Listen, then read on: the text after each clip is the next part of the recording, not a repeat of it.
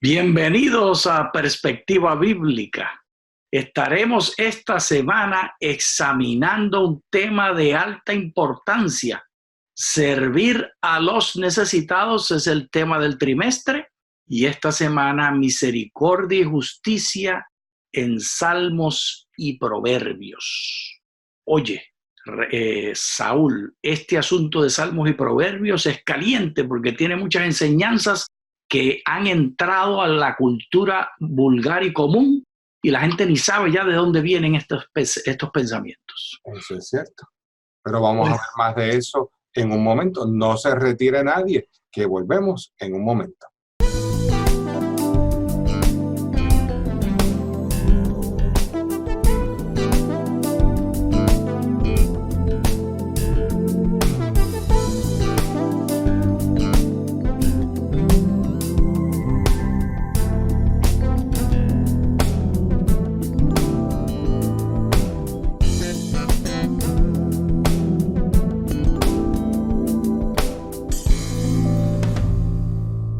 Bienvenidos de vuelta. Aquí estamos en el estudio tan importante esta semana. Mi nombre es Johnny Ramírez Johnson y es un placer estar con ustedes desde Pasadena, California. Saludos a toda la audiencia de Perspectiva Bíblica. Mi nombre es Saúl Rivera desde Oxford, Ohio. Entramos con una oración. ¿Nos dirige en oración, Saúl? Claro que sí, oremos todos.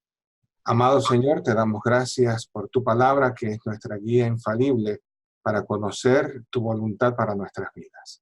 Pedimos que ahora en este estudio de los necesitados y lo que tu palabra dice en Salmos y Proverbios acerca de la ayuda a los necesitados, podamos nosotros ser edificados y ser movidos a misericordia. En el nombre de Jesús lo pedimos todo. Amén. Amén. Pues Salmos, el capítulo 3 y el verso 2, contiene el pensamiento central que iluminará toda la lección como pensamiento clave. Y allí nos dice la Escritura: bendice, oh alma mía, al Señor, y no olvides ninguno de sus beneficios. Él es el que perdona todas tus iniquidades. Él es el que sana todas tus dolencias. ¿Acaso Dios lo hace todo entonces, Saúl? Bueno, Él sana nuestras dolencias, nuestras iniquidades, pero muchas veces para sanar las dolencias Él utiliza a otros seres humanos como mensajeros de misericordia, de paz, de esperanza, como instrumentos suyos, ya sean médicos, psicólogos, pero a fin de cuentas esa bendición no proviene del instrumento, sino del que usa el instrumento, que es Dios. Entonces, lo que tú estás señalando, Saúl, ese modelo que nos estás dando, podemos verlo filosóficamente por lo menos de dos maneras. En una manera alguien puede decir, no, eso no es así. Tú estás minimizando, haciendo antropomorfismo, poniendo a Dios más chiquito. Dios lo hace todo desde arriba y él solito. Por otro lado, en vez de pensar que es antropomorfismo que disminuye a Dios, estamos haciendo teomorfismo y subiendo las acciones de los seres humanos como imagen y semejanza de Dios a nivel y a la calidad de la voluntad de Dios, porque vivimos en comunión con Dios. No solamente comunión unos con otros, sino que Dios es parte integral, parte central de nuestra vida diaria. ¿Qué te parece eso?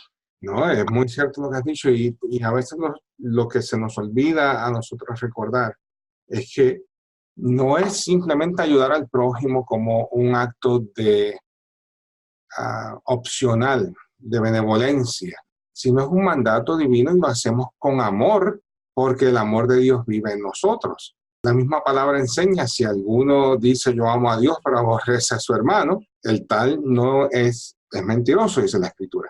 Así que esta idea de que Dios sana todas nuestras dolencias, es cierto, Dios sana todas nuestras dolencias. Así que si nos ponemos en las manos de Él, podemos ser instrumento para aliviar las dolencias del otro. Una metáfora que pueda ayudar a quien todavía esté un poquito distanciado de lo que le estamos sugiriendo, de esa conexión entre lo que Dios hace y lo que hacemos los humanos, la metáfora es mirar la acción de la llave que uno tiene en la mano sobre la cerradura. Ujú. Y la pregunta es, ¿quién abre la cerradura? ¿La llave o la mano? La mano abre la cerradura. No, pero Usa la la mano. llave. Usa la llave. La llave sola no se mueve, no hace nada. La llave tiene que ser movida por la mano. Es que la puerca tuerce el rabo, porque la mano sin la llave no hace nada. Ajá. Hablando de manos comunes y corrientes, no la mano de un ladrón o de alguien que tenga otras herramientas o instrumentos. Estamos hablando de una mano, una llave, una cerradura de una puerta cerrada. Para poderse abrir, necesitamos las dos. Y así es el caso con lo que hemos estado discurriendo desde que empezamos este diálogo. Ujú. Pero si alguien todavía no quiere creernos, que le crea entonces a Proverbios. 2 cosas te pido, no me las niegues antes de que muera. Aparta de mí la falsedad y mentira. No me des pobreza ni riqueza. Concédeme mi diaria ración de pan, no sea que me sacie y te niegue y diga, ¿quién es Jehová? O que siendo pobre, hurte y profane el nombre de mi Dios. Aquí el autor pone una acción y reacción y acción entre las acciones de los seres humanos y la adoración a Dios, y las acciones de Dios y las reacciones de los seres humanos y la adoración a Dios, haciendo un modelo de un ciclo. ¿Son las preocupaciones del escritor las mismas que tiene Dios o como más importantes para los humanos? ¿Cuál es la posición de Dios? ¿Dios está preocupado en las necesidades de Saúl, ahí donde vive él en Oxford, o qué?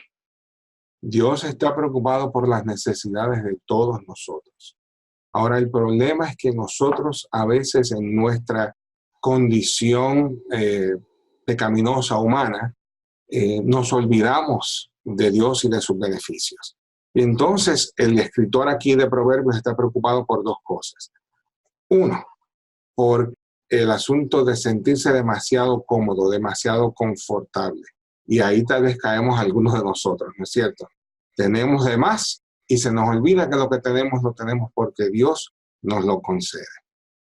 Por el otro lado, el autor también está preocupado por la situación de aquellos que pueden tener muy poco, que se encuentran en necesidad. Y entonces, dice acá el texto, no sea que siendo pobre hurte y profane el nombre de mi Dios. No habría que llegar al hurto. Hay gente que tal vez no llega al hurto, pero sí llegan a echarle la culpa a Dios de su situación desesperada, de su situación de necesidad, de pobreza, de enfermedad. Y entonces ambos extremos, por nuestra condición humana, es necesario que nos cuidemos de ellos, de no sentirnos muy confortables porque tenemos mucho, ni de tampoco negar a Dios o estar reacios en contra de Dios cuando nos sobreviene la dificultad. Y esas dos posiciones hablan de situaciones sociopolíticas, situaciones culturales y sociales, de posiciones de influencia muy diferentes. El pobre tiene una influencia en la sociedad al robarle al rico o al que tiene, y el rico tiene una influencia en la sociedad al consumir más de lo que naturalmente necesita, y eso lo hacemos como líderes en nuestro círculo. Y la lección ocupa un gran interés a describir la importancia de ser líder y las posiciones de influencia. Tenemos aquí una serie de preguntas para meditar. ¿Eres tú un líder de algún círculo de influencia? ¿Cómo ser un agente de justicia? ¿De qué forma puedes trabajar dentro del sistema existente para mejorar la suerte de los necesitados? Y entendamos por sistema la cultura y las estructuras sociales en las que nos encontramos. Acá estamos en Estados Unidos, tal vez algunos de nuestros oyentes están en otros lugares, pero sea cual sea el sistema en el que ¿estás tú siendo un agente dentro de ese sistema existente para mejorar la suerte de los necesitados? Y vamos a examinar cada pregunta individualmente para entonces llegar a conclusiones sobre la importancia de la posición de influencia. Uh-huh. La primera pregunta, ¿eres tú un líder de algún círculo de influencia? Hemos de definir influencia como poder, valimiento, autoridad de alguien para con otra u otras personas o para intervenir en un asunto. ¿Puede alguien no tener influencia, que no pueda influir, no tener valimiento, como dice el diccionario de la Real Academia Española de la Lengua? ¿Existe esa posibilidad? Yo creo que no, yo creo que todo el mundo tiene cierto valimiento, cierta influencia. Lo que tenemos que ver es cuán amplio es ese círculo de influencia. El círculo de influencia de un individuo puede ser más pequeño, el de otros individuos puede ser más amplio y así sucesivamente.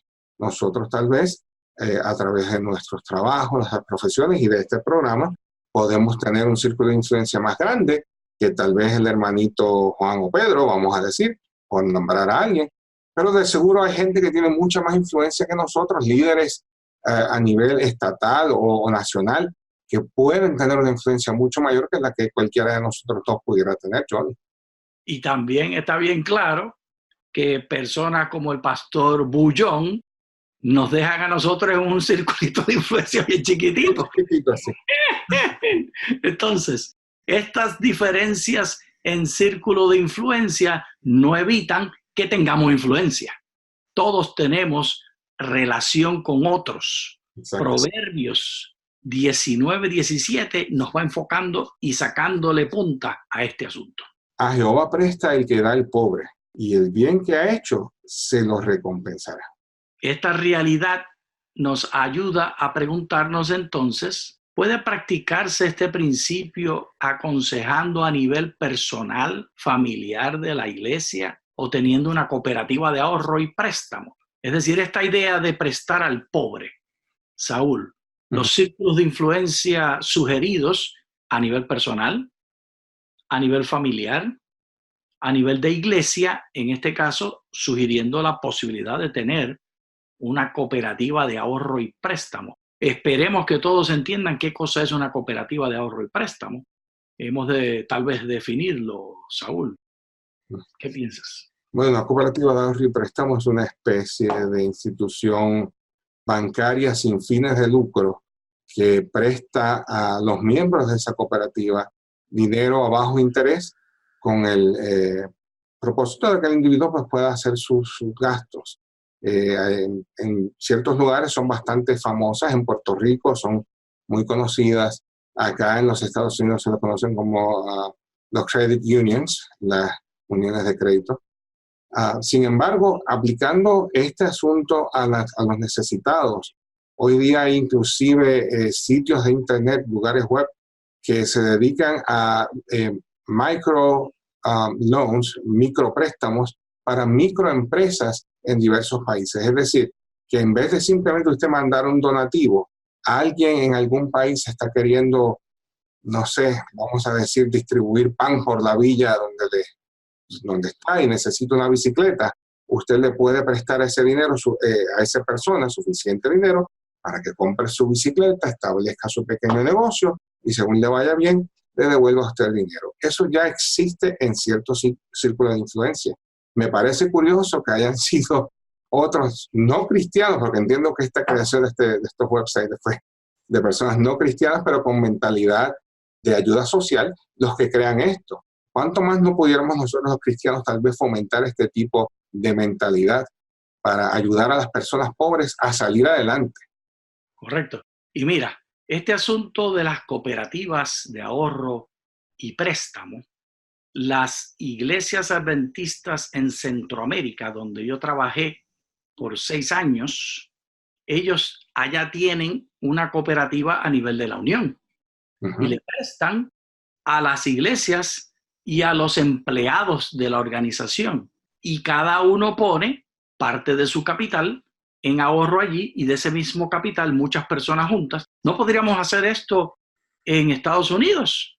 Hay algo, además de la falta de imaginación, ¿habría algo que prohíba a la iglesia donde tú asistes o donde yo asisto en Glendale que se pongan los recursos de los hermanos juntos y habría que crear la organización? No puede ser bajo la iglesia local, tendría que ser una institución paralela, asociación con, no de parte debajo de ella, porque habría conflicto fiduciario que no podemos tener. Pero estoy dando esto como un ejemplo para mostrar que la creatividad es el límite de cómo podemos practicar esto de prestarle a los pobres. Ujú. Y de vuelta, esto sería una forma de ayudar tal vez a personas que son miembros de iglesia, pero la misma idea se puede aplicar en diversas maneras a la ayuda al pobre necesitado, sea este miembro de una iglesia, una congregación o no, porque tampoco podemos estar mirando a hacer acepción de personas. La próxima pregunta, ¿cómo ser un agente de justicia? Entendemos justicia como un principio moral que lleva a dar a cada uno lo que le corresponde o pertenece. Hay varias cosas que tenemos que entender aquí. Es el asunto de la equidad y significa esto todos por igual. Equidad no necesariamente tiene que ser todos por igual, sino cada uno lo que tal vez necesite. O según un rango de valor del individuo, según la valencia que se le da al individuo. Y estas tres ocurren dentro de las circunstancias de la iglesia y las circunstancias del diario vivir. Si vamos a un hospital, al recibirnos, siempre, por lo menos en el sistema norteamericano, donde los seguros médicos son la clave, lo primero que tienes que hacer es identificarte y mostrar el tipo de seguro que tienes, y entonces te llevan a un lugar de triage. Y en ese lugar de triage determinan tu nivel de necesidad para decidir si te admiten de inmediato a la sala de emergencia o de urgencias para darte atención o si puedes esperar. Y en el caso de una emergencia donde hay una catástrofe, donde hay más personas en necesidad que personas con la posibilidad de recibir ayuda, entonces hacen otro triage. Es muy diferente. Cuando voy a emergencia en el hospital, la pregunta es ¿quién necesita más? Pero cuando hay una emergencia en medio de una catástrofe y hay más personas necesitadas que los que se pueden ayudar, entonces la pregunta es otra. ¿Quién puede sobrevivir? Que sería lo de valencia, porque el valor viene a ser traducido en la capacidad para sobrevivir. Dos ideas muy diferentes. ¿Acaso entonces en uno hay justicia y en el otro no, Saúl? ¿Puede haber justicia midiéndose de más de una manera en circunstancias diferentes? Bien lo acabas de decir, yo creo que en circunstancias diferentes el concepto de justicia puede variar. En circunstancias ordinarias diríamos que sería cada uno según su necesidad, pero en situaciones de emergencia tal vez tenemos que ver y pesar un poco distinto las cosas. Pero esperamos, ¿verdad?, que no nos toque llegar a esa situación, ¿verdad?, que lleguemos a un punto donde la situación sea tan crítica que tengamos nosotros que estar en esa situación. Y de veras que oramos por los que les toca estar en esa situación. Porque tal vez a nosotros no nos toque, pero a algunos le pueda tocar estar alguna vez en una situación de ser de los first responders, los primeros que responden a una situación de desastre, y ellos tengan que tomar decisiones acerca de triaje basado en la capacidad de sobrevivencia de los que están atendiendo. Y es de veras es una situación que oramos para que el Señor les dé sabiduría a los que tengan que estar en esa situación. Que así sea, que así sea. Entonces, una pregunta más nos toca. ¿De qué forma puedes trabajar dentro del sistema existente para mejorar la suerte de los necesitados? Porque hay muchos que piensan que debemos destruir los sistemas, pero como iglesia no nos ha puesto Dios a destruir sistemas. Por lo menos ese no fue el ejemplo del Señor Jesús. Jesús tumbó un par de mesas, pero él no tenía como propósito destruir el sistema. Inclusive, él enviaba a todos los que sanaba, particularmente los de lepra, los enviaba al sacerdote. Alabó a la viuda que dio sus moneditas. Yo no hubiera alabado a la viuda por dar las moneditas. Yo hubiera metido la mano en la canasta de ofrenda y se lo hubiera dado a la viuda y le digo, corre que yo los entretengo. Esta partida sinvergüenza que hay aquí. Pero eso no hizo Jesús. Jesús promovió el templo y el sistema. De manera que Jesús no vino a destruir los sistemas, él vino a trabajar dentro de los sistemas.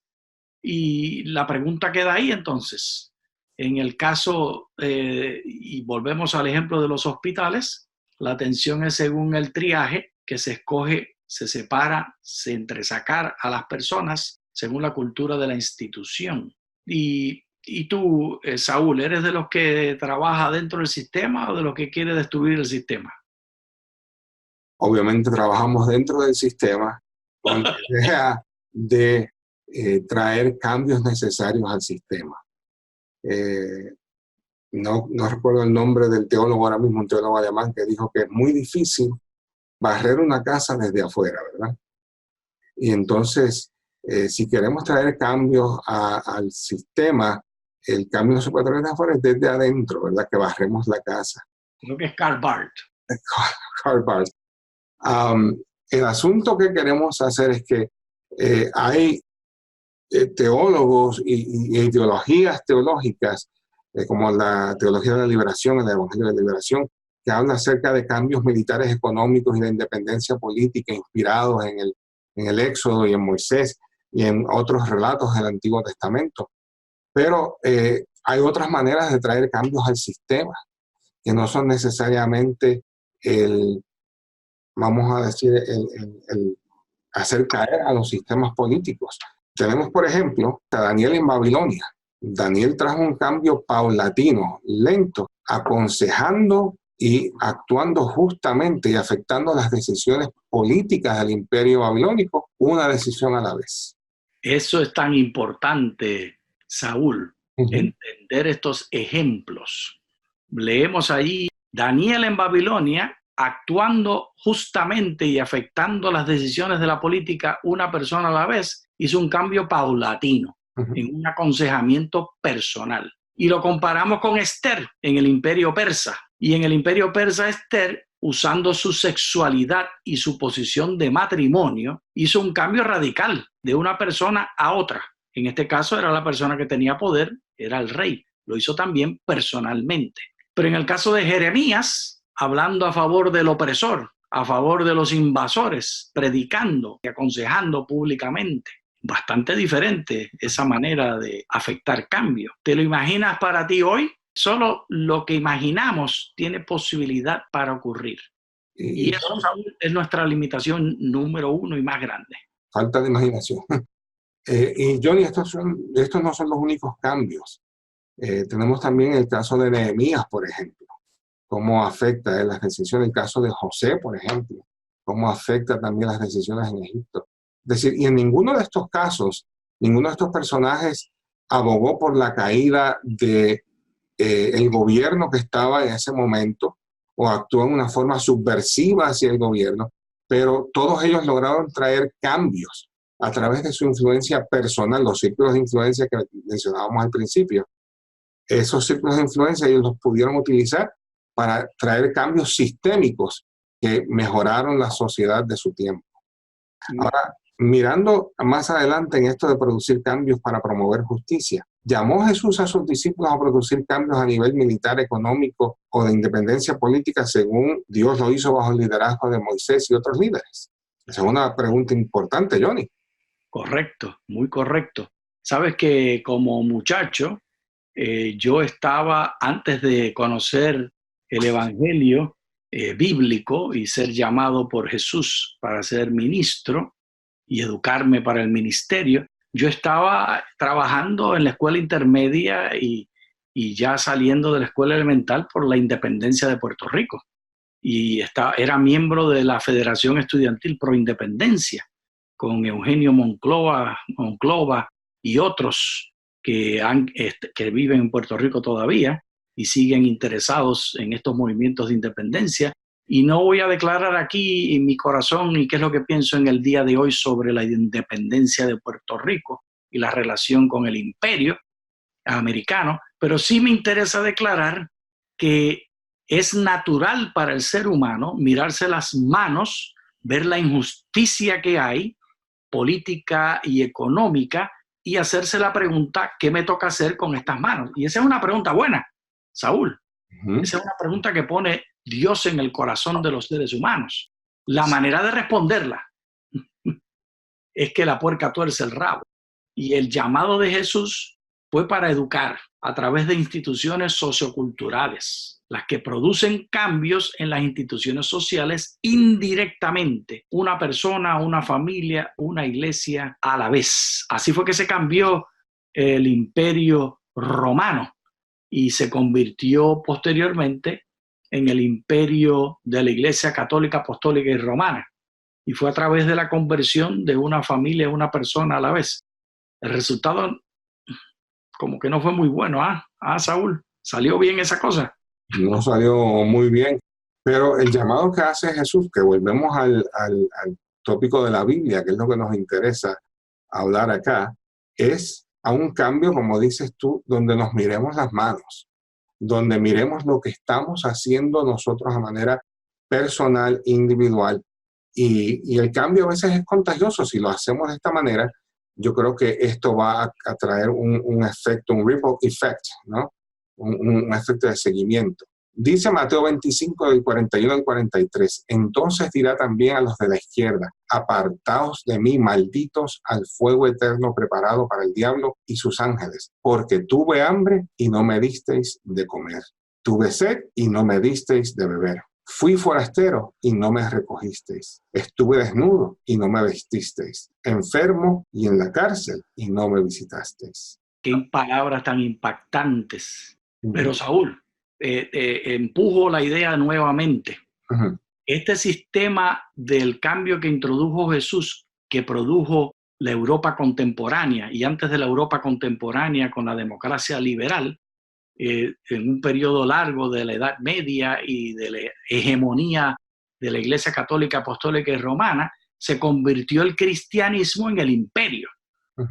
Ese proceso no fue positivo. Pero lo interesante y lo importante de traer eso a colación hoy es que hoy en día en Estados Unidos y en otras partes, en Colombia, está pasando. Hay iglesias, mega iglesias de miles de personas. Conozco iglesias donde hay 1000 diáconos.